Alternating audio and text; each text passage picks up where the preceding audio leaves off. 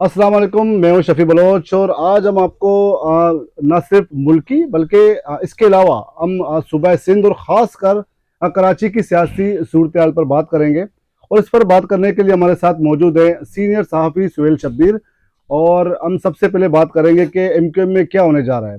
पहली बार बल्कि तवील अरसे के बाद डॉक्टर अशरत लिबाद के बाद फिर एमक्यूएम का गवर्नर जो है वो सिंध में तैनात कर दिया गया है। जो कि एमक्यूएम की वो पहली जैसी पोजीशन नहीं है, लेकिन इसके बावजूद जो है वो मरकजी हुकूमत जो कि मुख्तलिफ सियासी जमातों के इश्तराक से बनी है, तो सिंध का गवर्नर जो है वो एमक्यूएम का जो है वो बना दिया गया है। अब इसके बाद क्या होने जा रहा है? आया एमक्यूएम की तमाम दड़े एक साथ होने को जा रही हैं या मजीद क्या सियासी सूरत हाल पैदा हो सकती है? जी सुहेल शब्बीर, ये बताइएगा कि काफ़ी गहरी नज़र है आपकी खासकर एमक्यूएम और कराची की सियासी सूरत हाल के हवाले से। ये बताएं कि क्या होने जा रहा है। देखें शफी बलोच, मैं आपको बताऊं कि कराची क्या पूरे सिंध में, अब मैं आपको बोलूंगा कि पूरे सिंध में शहरी इलाकों की सियासत दोबारा बहाल होने जा रही है। क्योंकि माजी के इलेक्शन में आपने देखा होगा कि वो सियासत जो चली गई थी वफाक की तरफ, क्योंकि सारे वफाक के वोट पड़े और सब कुछ इमरान खान जो है वो ले गए थे।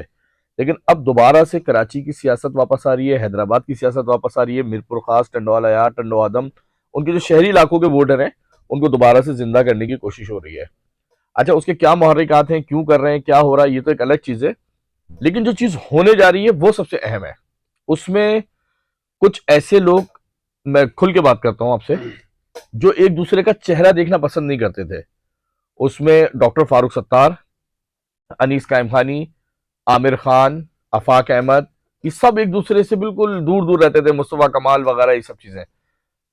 थोड़ा सा वक्त गुजरा, सबको अपने अपने वोट बैंक का अंदाजा हो गया, किसी का भी वोट बैंक नहीं बढ़ा बल्कि मजीद नीचे आया। तो उस मौके का फायदा उठाते हुए कुछ लोगों ने कोशिश की कि इनको दोबारा से एक जगह लाया जाए।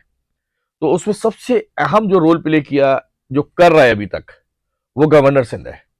वो इन सबको एक प्लेटफॉर्म पे लाने की कोशिश कर रहे हैं। जो खाका तैयार हुआ है वो मैं समझता हूं कि कराची के लिए बहुत ज्यादा जो है वो मुफीद होगा। अच्छा, सिंध के शहरी इलाकों में एक पॉलिटिकल वैक्यूम हमने देखा और जिससे पाकिस्तान तहरीक इंसाफ ने भरपूर फायदा उठाया कराची में और शहरी सिंध में। पीटीआई ने अपना मैंडेट जो है वो साबित किया। लेकिन अब आप समझते हैं कि दोबारा एमक्यूएम के तमाम दड़े फिर मिलकर एक साथ सियासत में हिस्सा लेंगे? इस तरह की कोई सूरत बनता नजर आ रहा है आपको? बिल्कुल बिल्कुल, सियासत में हिस्सा भी लेंगे, लेकिन उससे पहले कुछ चीजें तब्दील होंगी। उससे पहले किसी को दोबारा से लीडर बनाया जाएगा। उससे पहले कराची की जो एहसास महरूमी है वो किसी एक चेहरे के जरिए दूर कराई जाएगी, ताकि उस चेहरे को दोबारा से लीडर बनाया जाए। मेरी एमक्यूएम के बहुत सारे लोगों से बात हुई तो तमाम लोग इस बात पे मुत्तफिक हैं कि right man for the right job. जो बंदा जिस काम का माहिर है उससे वो वाला काम लिया जाए। बिल्कुल खुल के बताता हूं, मुस्तफा कमाल को एडमिनिस्ट्रेटर बनाया जाएगा कराची शहर का। उसको इख्तियारात दिए जाएंगे आइन के आर्टिकल 140A के तहत। ये आपकी बात को काटते हुए, क्या आपके पास ऐसी इतलात हैं या महज ये ऐसी उड़ती हुई बातें अफवाह? नहीं, मैं कुछ लोगों से बातचीत हुई है और कुछ जो मुझे मंजरनामा नजर आ रहा आगे का, वो यही है कि मुस्तफा कमाल को एक बार फिर कराची का एडमिनिस्ट्रेटर बनाया जाएगा। जिस तरह मेयर कराची वो मुंतखब हुए थे, इस बार एडमिनिस्ट्रेटर बनाएंगे। कराची की एहसास महरूमी दूर करने की कोशिश की जाएगी। दिन रात वो काम करेंगे और इतनी तेज काम करेंगे कि कराची शहर में एक बार फिर यह वावेला मचेगा कि एमक्यूएम ही डिलीवर कर सकती है। और एक और चीज बताओ, इससे पहले एमक्यूएम में शामिल कराया जाएगा मुस्तफा कमाल को भी, अनीस कायम खानी को भी। ये दोनों एमक्यूएम में जाएंगे।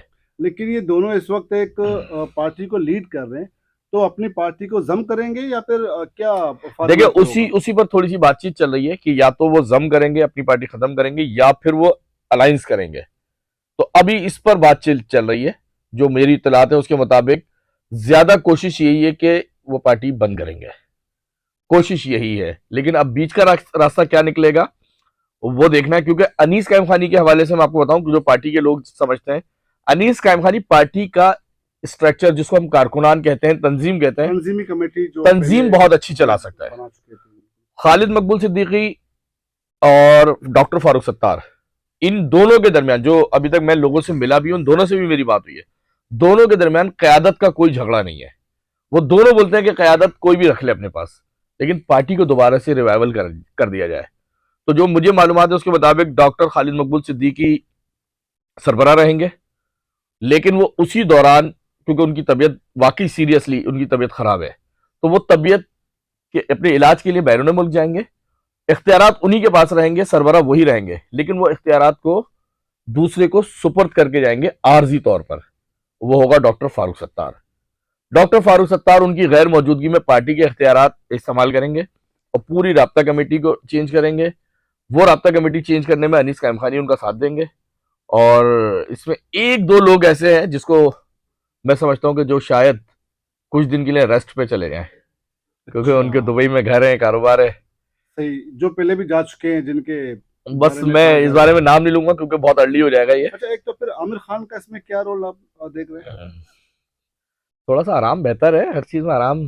अच्छा, ज्यादा काम और इस जिस तरह मुस्तफ़ा कमाल ने, एक तो ठीक है, हम ये क्रेडिट मुस्तफ़ा कमाल को देंगे कि नॉन उर्दू स्पीकिंग वोट भी मुस्तफ़ा कमाल और अनीस कायम खानी ने काफ़ी गेन किया है। तो वो जो एंटी एमक्यूएम जो एलिमेंट्स लोग थे, जो जिन्होंने आके ने ज्वाइन किया था, फिर उनका मुस्तकबिल क्या होगा? देखिए मैं आपको बताऊं, आप छोटा सा एक तल्ख बात है कि वोट किसी ने भी गेन नहीं किया, वोट सबने लूज किया है। फारूक सत्तार एक बड़ा चेहरा था, बड़ा नाम था एमक्यूएम के लिए, लेकिन जो नाइजीरिया के पीआईबी के इलेक्शन में वो जिमनी इलेक्शन में खड़े हुए, उसमें उनका वोट बैंक भी खत्म हो गया। 3,500 हजार वोट उनको पड़ा है टोटल। एमक्यूएम का अपना वोट बैंक भी इस टाइम खत्म हो गया। तो वोट बैंक तो अभी किसी के पास नहीं है। हाँ, आप ये जरूर कह सकते हैं कि नॉन उर्दू स्पीकिंग के पास वो चले गए, उन एरियाज में भी चले गए जहां कभी सोच नहीं सकती थी एमक्यूएम जाने के लिए। तो अब ये सब चीजें जो है ना वो थोड़ी सी क्लैश कर रही हैं, क्योंकि मुस्तफा कमाल का जो बयानिया है वो है ओवरऑल सबको साथ शामिल करने का, और एमक्यूएम ज्यादा करीब रहती है महाजिरों के। तो अब इन दोनों को किस तरह मैच किया जाएगा कि उसी बयानिए को, मुस्तफा कमाल के बयानिए को अडॉप्ट किया जाएगा या फिर महाजिर कार्ड को दोबारा यूज किया जाएगा। तो अब ये कुछ चीजें हैं जो अभी मैं समझता हूँ कि उस पर बातचीत बहुत तेज चल रही है। तो हो सकता है कि इन्हीं 15 दिनों में, इन्हीं 10 दिनों में आपको कोई बड़ी इसमें पेशरफ्त होती हुई नजर आएगी। लेकिन बहरहाल मुआवजा कार्ड खेलना तो इनकी मजबूरी भी है, उसके बगैर तो शायद ये क्लिक ना कर पाए। अच्छा, एक तो आपने कुछ दिन पहले डॉक्टर फारूक सत्तार का इंटरव्यू लिया था, और उसमें फारूक सत्तार साहब ने कहा था कि जी हम तमाम तीनों फैक्शन से बात हो सकती है, शायद वो मर्जर की तरफ जाएंगे, अलायंस की तरफ जाएंगे। लेकिन उन्होंने कहा था कि जो आपके सवाल पे उन्होंने कहा था कि जी जो लंदन फैक्टर है, उस फैक्टर का दूर दूर से कोई आसरा नहीं, कोई नामो निशान नहीं। तो उस हवाले से कुछ क्या इतलात है या कोई ऐसी बातें सुनने में? देखिए, मैं डॉक्टर फारूक सत्तार से मेरी बहुत खुल के बात हुई थी इस पर, और वो बहुत पूरी उम्मीद है कि दूर दूर तक लंदन का कोई इसमें नहीं है। लेकिन जो चीजें मुझे नजर आ रही हैं, जो चीजें मैं देख रहा हूं, उसमें लंदन बहुत मुझे तेजी से एक्टिव होती हुई नजर आ रही है। देखिए, आज से 2 साल पहले तक एमक्यूएम के जो बानी अल्ताफ हुसैन, उनका बयानिया क्या था? एंटी पाकिस्तान बयानिया था। बिल्कुल। लेकिन 2 साल पहले तक ये बयानिया था, लेकिन उसके बाद से प्रो पाकिस्तान बयानिया शुरू हो चुका है। उन्होंने हर उस शख्स से राब्ता ताल्लुक तोड़ दिया जो एंटी पाकिस्तान कहलाते थे। फिर आप आ जाएं 14 अगस्त, जो पाकिस्तान का, हमारा सबका 14 अगस्त जो है आजादी का दिन है, हम मनाते हैं। एमक्यूएम लंदन ने उस दिन एक रैली निकाली है, और रैली भी जश्न आजादी की निकाली है। इसका मतलब है कि वो पाकिस्तान की स्टैब्लिशमेंट और पाकिस्तान के खिलाफ नहीं है। ठीक है, ये मैं पॉजिटिव चीजें इसलिए बता रहा हूं उनकी। एक मिनट, मेरी बात खड़ी आएगी। मैं ये बताना चाह रहा हूं कि पिछले 2 साल के दौरान हमने बहुत सारी तब्दीलियां देखी। 22 अगस्त को पिछले 4 साल से एमक्यूएम रैली निकालती थी, 14 कब्रिस्तान आती थी वो रैली, और वो 22 अगस्त को एक असेंबल के तौर पर पेश करते थे। लेकिन इस साल 22 अगस्त को रैली निकालने की ममानियत की गई, मना किया गया कि हम नहीं निकालेंगे, जो निकालेगा उससे हमारा ताल्लुक नहीं होगा। ये लंदन की तरफ से, ये लंदन की तरफ से। तो मुझे जो चीजें लगी हैं कि कुछ चीजें पॉजिटिव लंदन की तरफ से भी आ रही हैं। अब वो प्रो पाकिस्तानी होने का सबूत देने की कोशिशें कर रहे हैं। देखिए, हर आदमी को हक है, वो अपने लिए फाइट कर सकता है, बात कर सकता है। तो ये चीजें हैं। अच्छा, अब रहा लंदन का वोट बैंक। अगर आप बात करते हैं कि लंदन का vote bank, no doubt Karachi शहर में लंदन का वोट बैंक बहुत है, और इस टाइम जो एहसास महरूमी बना हुआ है, क्योंकि कराची शहर इस टाइम किसी के कंट्रोल में नहीं है, ये बस अल्लाह चला रहा है इस शहर को। तो उसमें उस वोट बैंक में रोज बरोज इजाफा हो रहा है।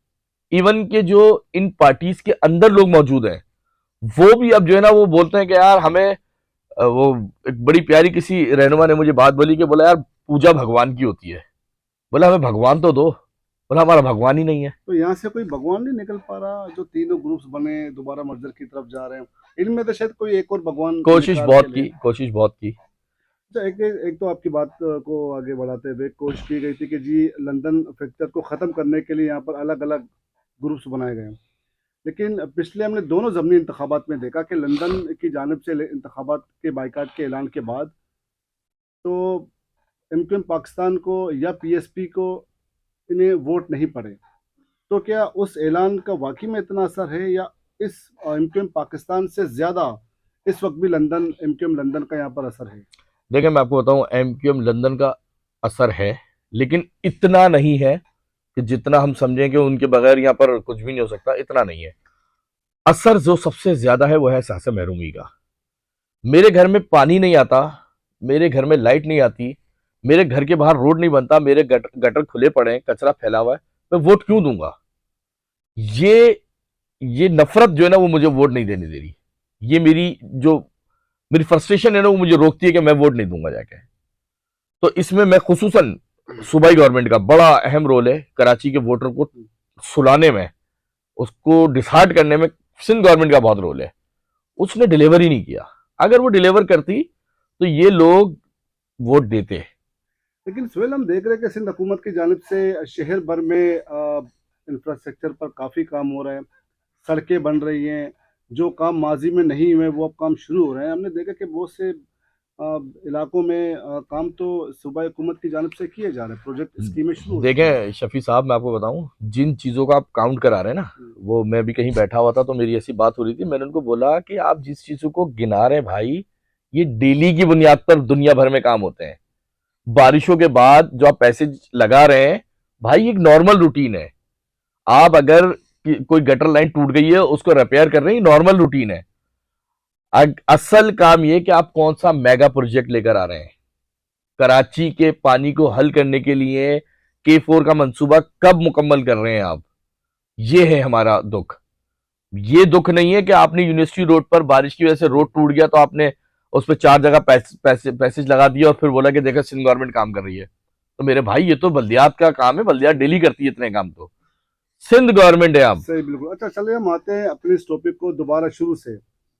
इन केस अगर सिंध के शहरी इलाकों में अगर एमक्यूएम रिवाइव हो जाती है सॉरी, तो इसमें ये बताएं फिर आप, इसमें पीटीआई का शेयर कहाँ पर होगा और पीपल्स पार्टी कहाँ होगी? जमात इस्लामी एक दफ़ा फिर जो मकबूलियत हासिल कर रही है, तो आप समझते हैं कि इस सूरत हाल में एमक्यूएम दोबारा अपनी जगह बना पाएगी सिंध में?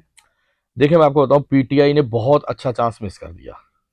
पूरे कराची ने, हैदराबाद ने, XYZ सिंध के मुख्तलिफ इलाकों में, पंजाब ने बहुत ज्यादा इनको बहुत बहुत भरपूर साथ दिया था। कराची की अगर हम बात करें, मैं कराची पर आ रहा हूं क्योंकि कराची ने तो इनको इतनी सीटें दी कि ये खुद भी हैरान थे कि हमें इतनी सीटें मिल गई, लेकिन उन्होंने मौका जाया किया। अब वो अल्टीमेटली वोटर अभी या तो कुछ सो गया है या फिर कुछ वोट आगे पीछे कन्वर्ट हो चुका है। कुछ वोटर अभी भी पीटीआई के साथ है, लेकिन वो भी इसलिए क्योंकि उसको अब दूसरा कोई ऑप्शन नजर नहीं आ रहा। एमक्यूएम के सारी पार्टियों में लड़ाइयां चल रही हैं, तो वो ले दे के एंड में बोलते हैं कि चले ठीक है हम पीटीआई को वोट देते हैं। तो जो आपका सवाल है मैं उस पर आ रहा हूं कि जो शहरी सिंध का वोटर है, ये दोबारा से बहुत मुश्किल है उसको दोबारा से उठाना। अगर कोई खुदा ना खास्ता कोई बड़ा हादसा हो जाता है या कोई एडवेंचर हो जाता है तो शायद वोटर में मूव आ जाए, लेकिन अभी ऐसा लगता नहीं है। इस सूरत में अभी लगता नहीं है कि कराची का वोटर दोबारा से उठ सकेगा उस अंदाज में जिस अंदाज में पहले कराची का वोटर निकलता था।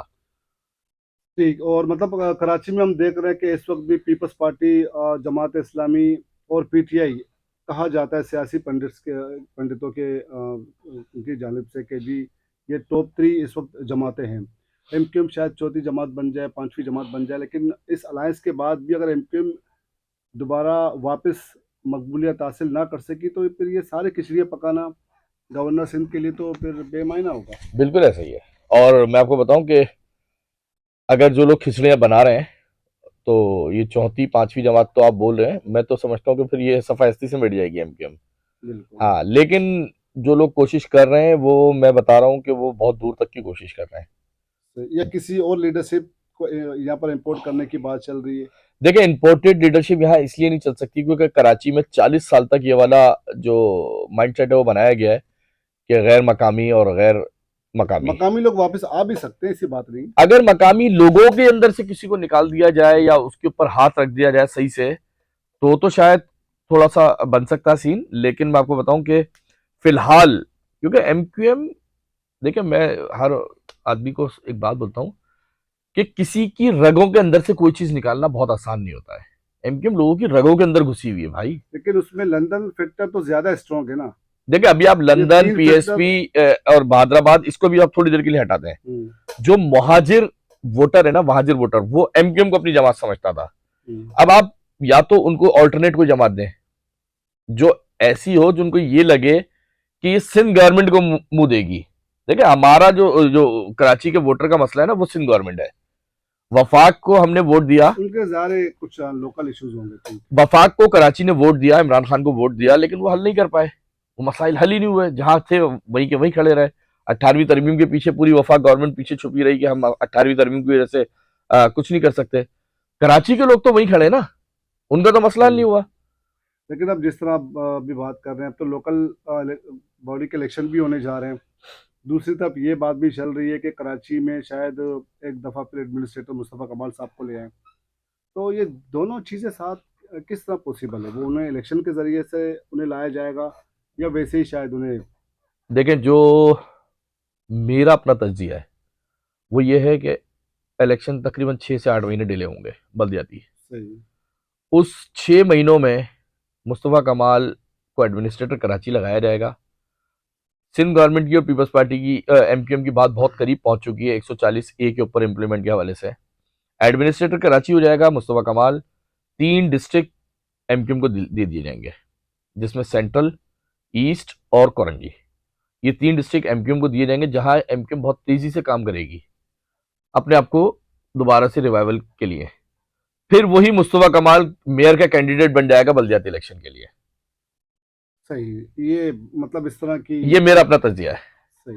तो वही कैंडिडेट बन जाएगा और हो सकता है कि दोबारा मुंतखब होकर मेयर कराची बन जाएगा। लेकिन इससे पीपल्स पार्टी को क्या फायदा पहुंचेगा अगर वो इनकेस दोबारा से एमक्यूएम को उसका मैंडेट दिलाएगी, तो उसमें पीपल्स पार्टी कहाँ खड़ी होगी? देखिए पीपल्स पार्टी को फायदा फिलहाल नहीं है, नुकसान होगा इसमें।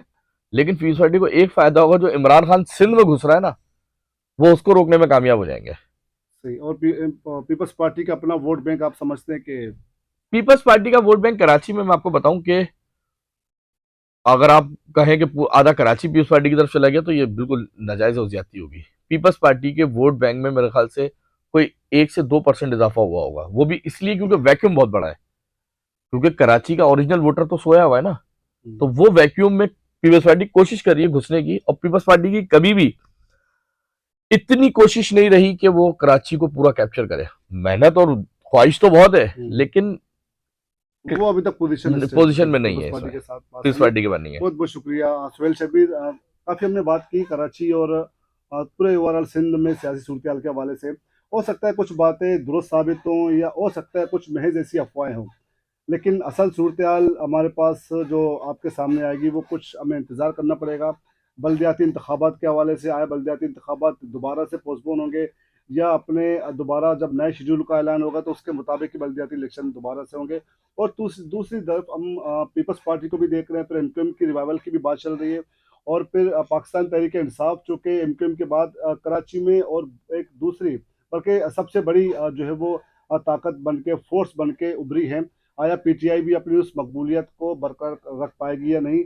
और जमात इस्लामी भी काफ़ी मकबूल होती नज़र आ रही है पूरे कराची में। तो ये सारे सूरत हाल में इंतखाबात में बल्दियाती इंतखाबात या फिर आम इंतखाबात में हमारे सामने सूरत हाल वाज़ेह होगी कि आया किस जमात या किस फोर्स की कोशिशें अब तक कामयाब हो पाएंगी या नहीं।